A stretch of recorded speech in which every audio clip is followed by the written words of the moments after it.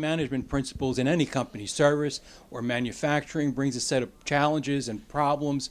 But job shops seem to offer a unique set of challenges, especially with their high mix, low volume set of products. Hi, I'm Chet Marchwinski for the Lean Enterprise Institute, and I'm joined today by Greg Lane. Greg has a lot of experience implementing lean in repetitive manufacturing and as well as job shops. Greg learned lean management at Toyota, where he spent many years, and then later helping other companies implement lean, as well as his own company that he took through a lean transformation. And Greg is also the author of Culturally on Plan and Made to Order Lean, and he is a faculty member at the Lean Enterprise Institute. So Greg, I'm glad you could join us with all your experience and help people get over some of the hurdles in implementing lean in high mix, low volume manufacturing operations. So my first question would be then, in your experience, are there unique reasons why lean seems to fail in job shops, in any environments with a high mix, low volume?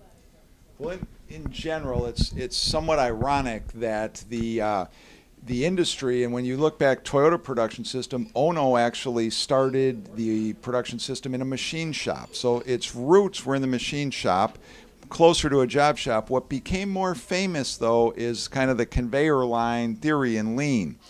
And a lot of the publications and books out there start into these examples that the job shops, the made-to-order companies, engineered-order companies cannot relate to. For example, we start out and we talk a tool like Heijunka, and we say, assume you make 800 reds a day, 400 blues, 300 blacks of these. Here's how to, apply Heijunka and level the schedule. And people get turned off too quickly because they don't see the direct application maybe of a tool, and they're stuck in that tool era, and they don't go back to what's the principle Lean's trying to apply. I myself, till I bought my own job shop, as Chet said, and tried to apply it through the school of hard knocks, found if I went back to the principle enough, I was able to implement that. And let me give one example, Tack Time. We all struggle with Tack Time. Time available divided by customer demand. In a job shop, we mathematically generally can't figure that out.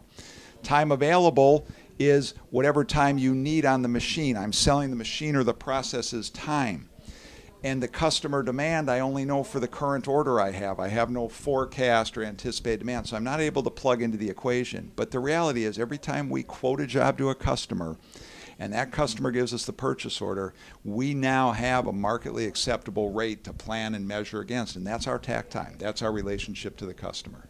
That's an excellent example, by the way, very unique to the planning and a job shop environment. Let's stay with that. And can you tell us, for instance, because job shops make a range of products, does that open up pitfalls for getting margins wrong? And if that happens, then, boy, you're really in trouble. That's correct. So the KPIs and the measurements in a job shop change a bit. And one of them, as Chet's brought up, is the whole bit of the margin.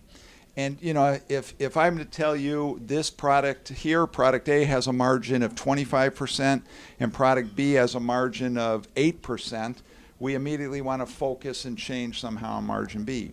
That's a great management focus from a financial end if that margin's calculated correctly, but it's much harder in a job shop. And the big crux in the job shop that makes it harder is that we have more indirect and transactional processes and more cost in that. And our generally accepted accounting practices allocate those costs not always by the products that consume that activity, but they do it a lot based on direct labor hours. And in a job shop, direct labor hours are very disproportionate to the products that consume the indirect people's time. So we generally apply the profit margin wrong, and there are some things we can do with better applying the cost to get a correct profit margin through reapplying it based on activity. Some people will call it activity-based costing, but there's some simpler methods to get at it. We'll also sometimes talk about it as lean accounting. Okay, and then there are some elements in lean that could be particularly helpful in getting those margins right, do you think? Yeah, the elements to get a margin more correct is to really, it starts to involve have a better understanding of where the indirect and the support people spend their time, where they spend most of their time firefighting.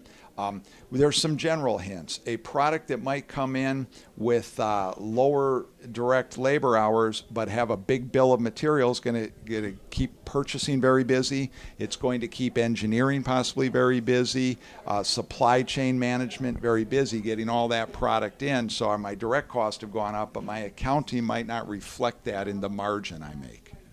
And Greg, finally, you teach a couple workshops for LEI. And one is called Improving Operations in High Mix, Low Volume Organizations, and the other is called Managing High Mix, Low Volume Operation. Can you tell us what's the difference between the two, and what will attendees learn that'll help them implement a lean management system? Okay.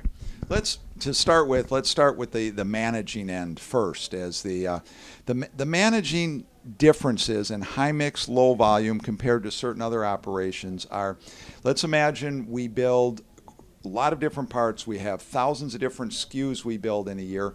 One of the things we focus on in the managing workshop is where should management be focused and spending their time as they apply the lean leadership elements, okay? And some of those lean leadership elements are the same that we would apply in a high volume business, being leader standardized work, visual management, our problem solving systems. And I'll give you a couple insights into it. One, we start to talk about grouping parts more into runners, repeaters, strangers, and that helps us decide where to focus our time as we apply some of these different lean leadership traits. Another thing we find in high mix, low volume is our total lead time from when we get an order in the business to when we ship that order in the business. We have a lot more time in that lead time cycle consumed in the upfront transactional processes, and generally fulfilling the order is a couple days, maybe a week, sometimes out of a 40, 50-day lead time in a complex engineering process. Therefore, we utilize some of that lead time structure to help managers understand better where to focus their time in that environment, because it can be more chaotic. And those are two of the points. But we use the same leadership principles as would be applied in any sort of business, but we apply them differently and focus them differently. Now, if I move to the improving operations, that's where we drill down a little more in operations. And this is, again, where we can go back. The principles are the same. The tools get applied slightly different. Now, generally, Heijunka, Jidoka, Pokioki, some of those tools that some of you lean practitioners will know, are the harder ones to apply. But we tend to spend a lot more time of how to properly use the engagement between the MRP systems that are out there, some visual planning systems. A lot of those out there trying to use the MRP, the more wrong parts, as some of the people will call them, instead of materials requirements planning. There are ways to better utilize that MRP system in with how you visually plan and manage on the shop floor and connect back to the leadership elements. So we do a bit of deep diving on that.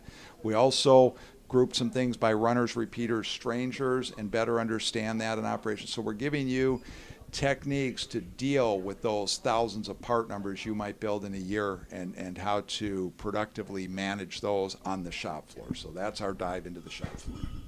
Greg, thanks a lot for coming by and sharing your experience and knowledge on implementing and managing job shops. And thanks for watching. And until next time, wishing you continued success in making your lean leap.